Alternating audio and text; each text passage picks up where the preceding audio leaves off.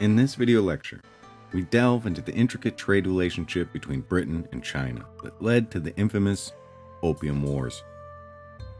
Robert Strayer and Eric Nelson opened the topic of the Opium Wars with a 2017 quote from the Chinese president Xi Jinping. Quote, "Several centuries ago, China was strong, and over 100 years after the 1840 Opium War, China suffered immensely from aggression, war, and chaos," end quote. In some ways, the circumstances and conditions that led to the Opium Wars are similar to the United States' crack epidemic in the 1980s, as it relates to the quantity of the drug being imported. A similar reach up the social ladder as the opioid crisis starting in the 1990s, and the globalization aspects of the much more deadly synthetic opioids, such as fentanyl. Leading up to the Opium Wars, China suffered as substance abuse disorders in the empire spread in the late 18th century, and faced some of the same social struggles we've seen in the West later on. As Strayer and Nelson put it, quote, "China found itself with many millions of addicts. Men and women, court officials, students preparing for exams, soldiers going into combat, and common laborers seeking to overcome the pain and drudgery of their work," end quote. As we previously discussed, Britain's establishment of the British Raj in India granted it vast agricultural territories. However, the conundrum emerged regarding suitable crops for cultivation.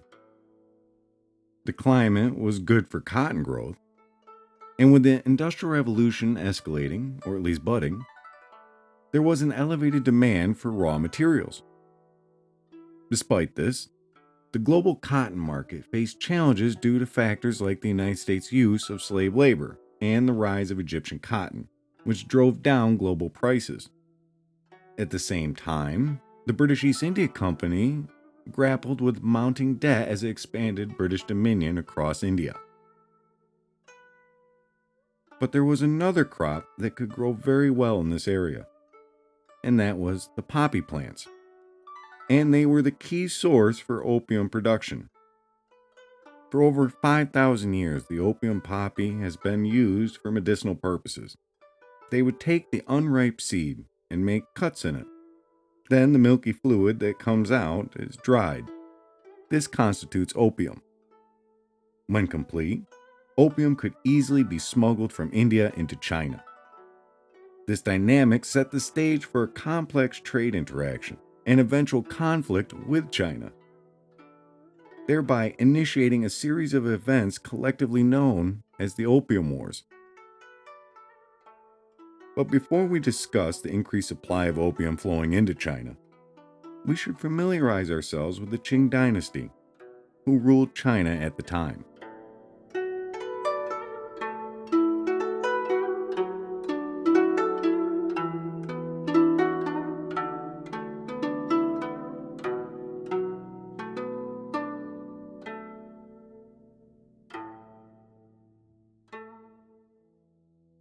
Before the British East India Company had secured the Bengali markets in India and began the century-long march to the British Raj, when the British East India Company was still far behind the Dutch East India Company as far as territories and trade, China, on the other hand, underwent its own unique historical developments. By the late 17th century, the Qing dynasty had solidified its position as China's last imperial rule. Their belief in the mandate of heaven connected emperors to both earthly and celestial realms. This belief was pivotal in justifying the transition from the preceding Ming dynasty to the Qing dynasty. The reigns of Emperor Kangxi, Yongzhen, and Qinlong was particularly notable, spanning 135 years and marking the zenith in Chinese civilization. These emperors established their authority by overcoming various challenges, including peasant rebellions and Mongol unification efforts. Going chronologically, the Kangxi Emperor came to the throne in 1662. Only 8 years old, Kangxi's uncle, Old Boy, and a council of regents advised and guided young Kangxi until 1667. The only real challenge to the Qing dynasty, until the middle of the 19th century, came in 1670, under Kangxi's rule. To understand this rebellion, you have to remember how the Qing dynasty was able to seize control of China. The Manchus were able to overthrow the Ming dynasty because of peasant rebellions that broke out in the northwest and southwest that threatened the very survival of the Ming Empire. The Manchus used the instability along with the assistance of a Ming general named Wu Sangui. Wu Sangui was charged with guarding the pass in the Great Wall where the wall reaches the ocean. Fearing for Beijing, as Professor Hammond points out, quote, perhaps because his mistress was there and he thought she might be forced to become a concubine of Li Seicheng, the rebels' leader. Wu allowed the Manchus through the wall to aid in chasing the rebels out of Beijing. After Li's army was destroyed, the Manchus refused to depart and instead announced that their Qing dynasty would now rule China. End quote. By pointing to the current state of the empire's justification and acknowledgement that the Manchu's Qing dynasty was in fact chosen to lead, the Qing dynasty was easily accepted by most. As payment for Wu's assistance, he was granted a large territory in southern China. Wu would eventually rebel against the Qing Emperor Kangxi, and it would take Kangxi around 8 years to suppress this rebellion. Once peace was restored, Kangxi would turn his attention to Inner Asia. As Dr. Hammond puts it, quote, the main objective was to bring all Mongol tribes into the empire. Eastern Mongols had shared in Manchu power from the first. Western Mongol groups resisted incorporation, some fleeing as far as southern Russia.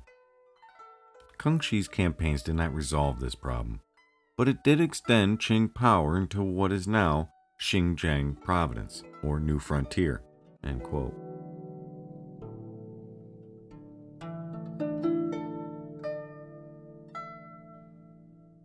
Kangxi also established a new fiscal system in the empire.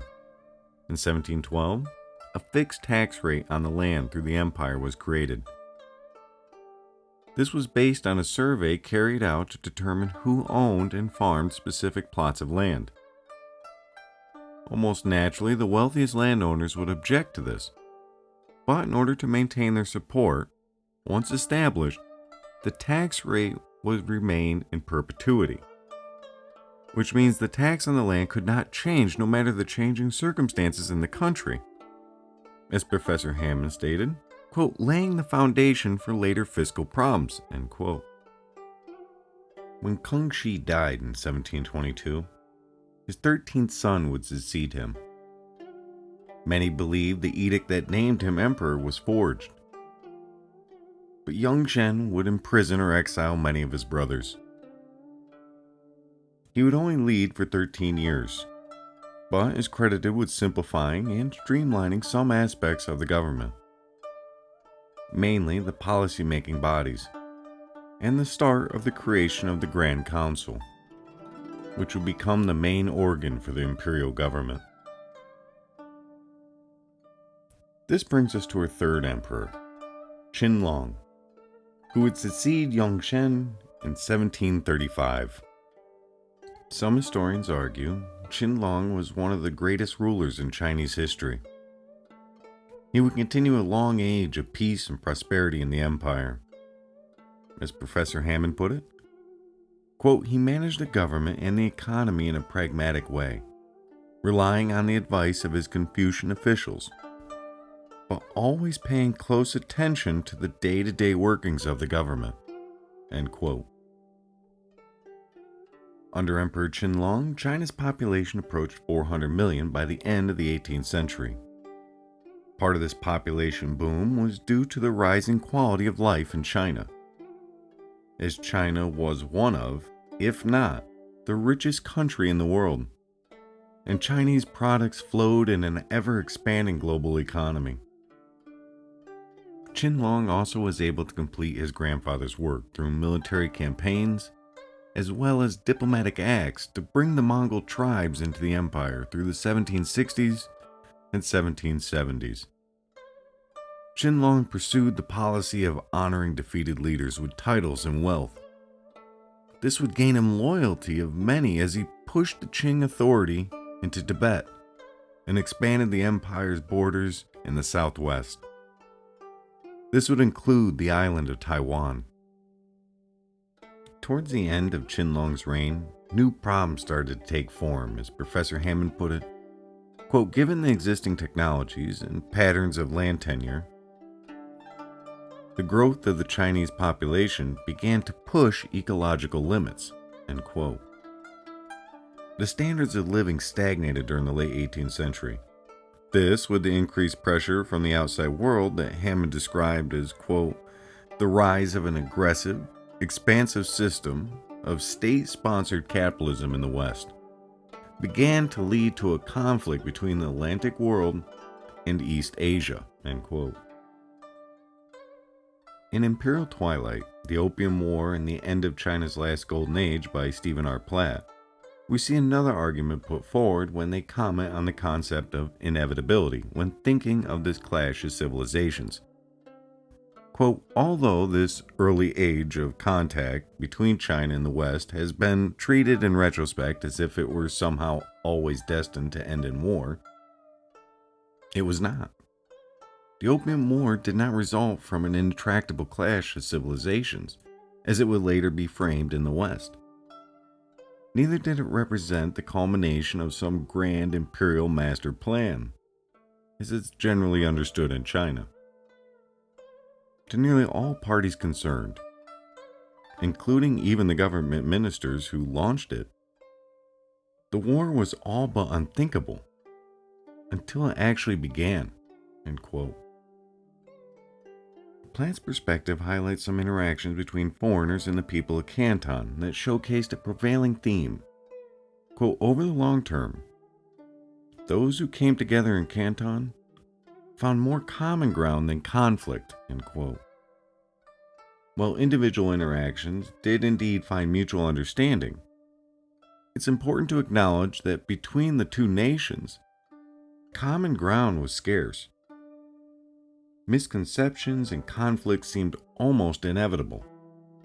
Yet Platt's observations point to a shared space in the port city of Canton, a space where a unique common ground was fostered: trade.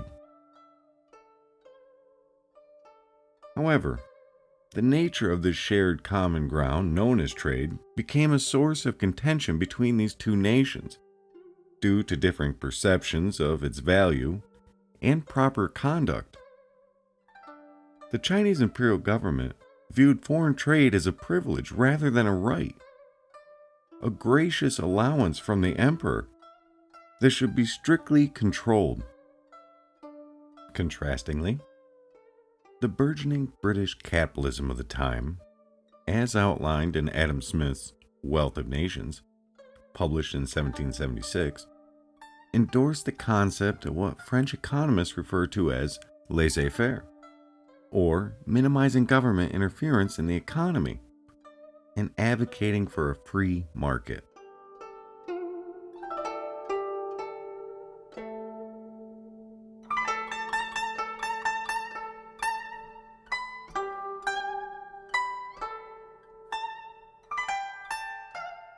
In an effort to manage foreign trade, the Qing government, in 1757, confined all trade activities to designated buildings called factories within Canton.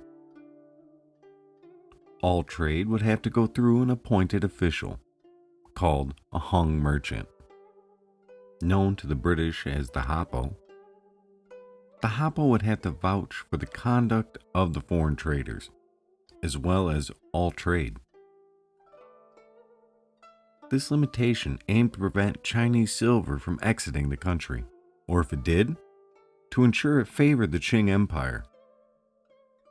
This trade framework facilitated the steady influx of silver into China, as Western merchants eagerly traded for tea, silk, ceramics, and various other valuable commodities. The significance of this silver stream cannot be understated, as it sustained the imperial economy, especially given revenue from land taxes was constrained and the population was expanding. The period from the 1600s to the Qianlong's reign marked China's prominence as the world's largest silver importer. Under Qianlong, there is even more importance to maintaining the silver trade dynamic, because as stated earlier, the population was increasing. On top of the dependence on the silver revenues, China had become dependent on imported, hardier crops from North America that grew in their mountainous regions, such as sweet potatoes and corn, to feed China's growing population. By 1794, China's population would be roughly 1/3 of the world's entire population, and was considered long before this as the manufacturers of the highest quality goods. When trying to understand the intricacies of Canton and its factories, it is worth noting that the term does not refer to manufacturing plants, or rather harkens back to an Indian term for a trader. These sites encompassed living spaces, warehouses, and offices. Operating within these structures were an army of servants catering to daily needs, including cooking, cleaning, and tending the ceiling fans that provided relief from the southern heat. The communal identity of each factory was often signaled by the nation's flag. The British factories in particular epitomized this controlled yet interdependent setting, resembling a gilded cage, where provisions and services were meticulously attended to. However, this controlled environment also epitomized the isolation of foreigners from the city, necessitating permission for nearly every endeavor. Foreign women were not allowed in the city. The idea being, if foreigners brought their families when trading in Canton, they would be more likely to stay. Communication between these factories and the locals took place in a local trading language called Pidgin English. Platt describes this language as, quote, a hybrid of Cantonese dialect and the European tongues native to the foreigners who came to trade in Canton, end quote. Some of this language was adopted back into English. Just a couple examples of this is asking someone to hurry up by saying chop chop, or saying long time no see. Notably, this compact, roughly 12-acre area in the port city of Canton accommodated the entire formal trade with Europeans and later nascent Americans alike. As pointed out in Unbecoming British, How Revolutionary America Became a Post-Colonial Nation, quote, although the Treaty of Paris in 1784 formally ended fighting between Great Britain and the United States, Anglo-American commercial infrastructure resumed. For much of the pre-war revolutionary commercial infrastructure remained intact, end quote. One of these commercial infrastructures was trade in Canton. Before the United States' independence, as Yokota reminds us, quote, American colonists had been barred directly from accessing foreign ports, end quote. In 1784, the United States sent its first trading ship to Canton. However, Chinese officials did not differentiate between Britain and the United States, but saw them both as the same political entity. By 1792, the East India Company was by far the largest trader in Canton, and as Platt put it, quote, the upstart Americans still posed no competition worth speaking of, end quote. This snapshot of the Canton trade system underscores the complex interplay between nations that differ on trade, philosophies, and goals. The cultural, economic, and political dynamics encapsulated within Canton's factories provide a lens through which we can comprehend the multifaceted interactions that contributed to the Opium Wars and the lasting impact of this conflict.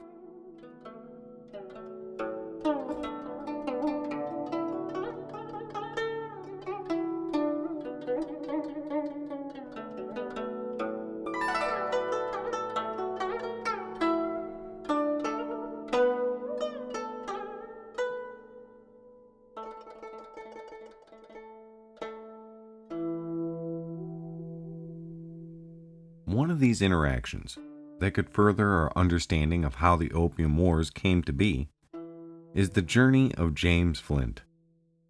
In 1759, James Flint sailed up the coast of China. At the time, he was the only Englishman who could write and speak Chinese. This made him very important to a small community of British traders within the East India Company called supercargoes, a group that would live a few months a year in a factory in Canton. On this journey, like others later, the British would attempt to open up more ports for trade in China. Yes, they did want to increase the competition for British goods by opening up new ports, but the main reason for this voyage was because a senior customs officer, or the Hapo, was in fact corrupt. In the supercargo's collective mind, they saw no other way to correct this but to go directly to the emperor in Beijing. When Flint sailed on the Success, an English snow with an 8-man crew with 3 servants, he carried a formal petition written in Chinese to the emperor. Flint, with the help of his Chinese teacher, wrote the petition and requested the emperor to investigate the Hapo at Canton, and for permission to open up another port farther up north on the Chinese coast. During this voyage, Flint would be repeatedly stopped by Chinese officials, who refused the Success harbor and access. Those that did help had to be bribed with large sums of money. Flint would make it as far as Tianjin. There, he would have to be protected by a small group of soldiers from angry mobs of locals that clearly disapproved of foreign ships in their city. While senior officials in the city protected Flint, an official took his petition to the emperor. As far as Flint knew, the emperor was sympathetic to their problem, and since Flint was accusing the Hapo of corruption, then he should be the one that goes with the emperor's appointed commissioner to investigate the situation. Flint was instructed to leave the Success and its crew behind and travel the inland route to Canton, a route never traversed by an Englishman before. The Success and her crew was never heard from again. Once Flint reached Canton, the Hapo was replaced with someone believed to be more honest. But as Platt writes, quote, the emperor had been disturbed by Flint's audacity in circumventing the established channels of communication.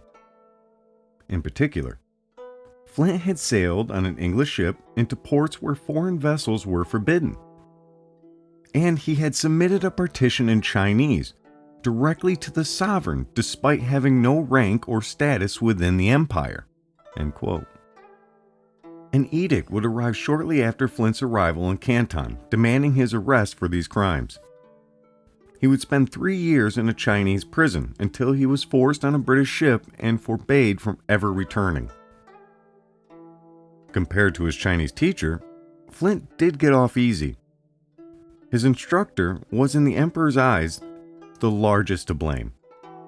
He believed the whole mess could have been avoided if a Chinese subject did not help foreigners speak and write Chinese. So, Flint's Chinese instructor was beheaded, and his head was placed for many to see to serve as a warning to those who thought they should instruct foreigners again on Chinese language. This lesson would only hold for a few decades.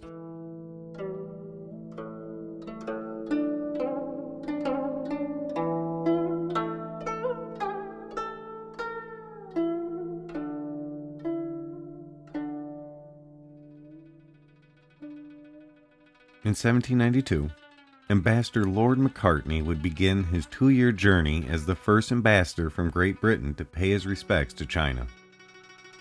He would sail on the HMS Lion, a ship with 64 guns and 400 passengers and crew.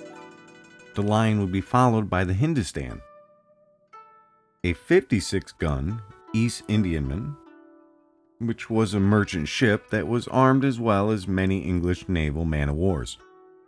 On this ship, Macartney would have most of the 600 crates of packages of cargo as gifts for the emperor, as well as what Platt referred to as, quote, a large entourage who couldn't fit as passengers on the Lion, end quote. All were in some ways meant to show off British scientific and technological superiority. This included a wide range of displays, from a planned hot air balloon demonstration, a gigantic elaborate planetarium, to the quality of their manufactured goods. All this was meant to impress Emperor Qianlong and hopefully grant them access to more Chinese ports.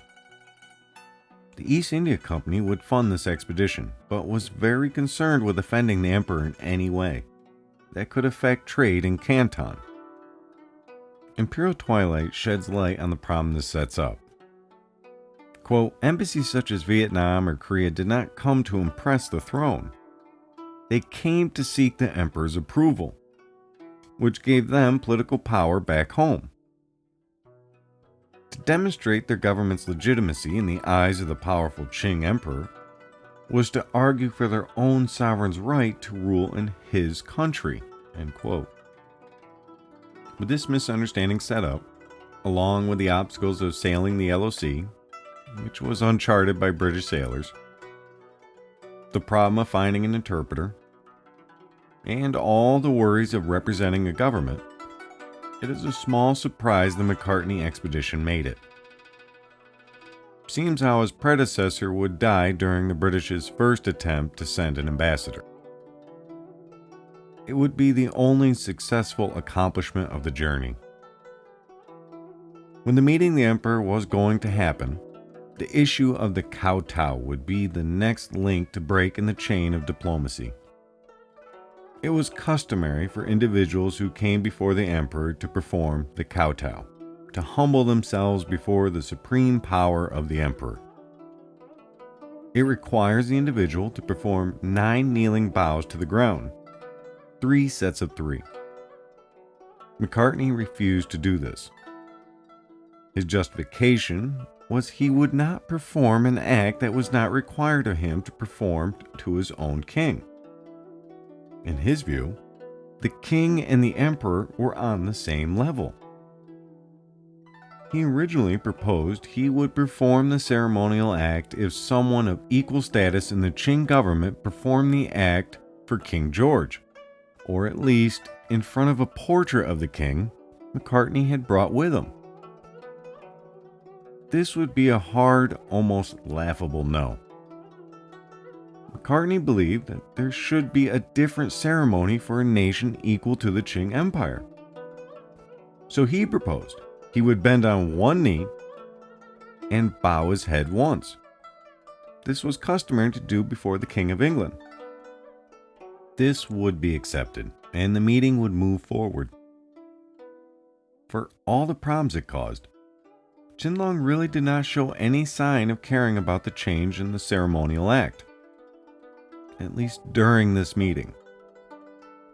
It is said McCartney walked into the room, quote, carrying above his head a jewel-encrusted golden box containing a letter from King George, end quote. McCartney performed the agreed-upon ritual and presented the letter from King George. This letter would further highlight the misunderstandings between the two civilizations. But it was clear, Qinlong did not see Britain as an equal. Even during this meeting, McCartney would not be the only ambassador there. In fact, there were several other tributary states. McCartney had no idea how angry he made Qinlong with his negotiations over the ceremony and the displays of grandeur. There are two major reasons why, when you are talking about the Opium Wars, you have to discuss McCartney's failed attempt to secure special favor for the British Empire. First, it shows the complete misunderstanding between the two empires. And second, it inspired the famous letter to King George III from the Chinese Emperor Qinlong, written on imperial silk, as covered in Strayer Nelson's chapter on Empires in Collision. Quote, the Chinese Emperor Qinlong sharply rejected British requests for a less restricted trading relationship with his country. Our celestial empire possesses all things in prolific abundance, he declared. There was therefore no need to import the manufactures of outside barbarians. Qinlong's snub simply continued the pattern of the previous several centuries, during which Chinese authorities had strictly controlled and limited the activities of European missionaries and merchants, end quote. We will look at the problems at home for China in the next video lecture. There, we'll look at the death of Qinlong, attempts to crack down on corruption, rebellion, the rise of a pirate queen, and then the actual Opium Wars. Thanks for watching.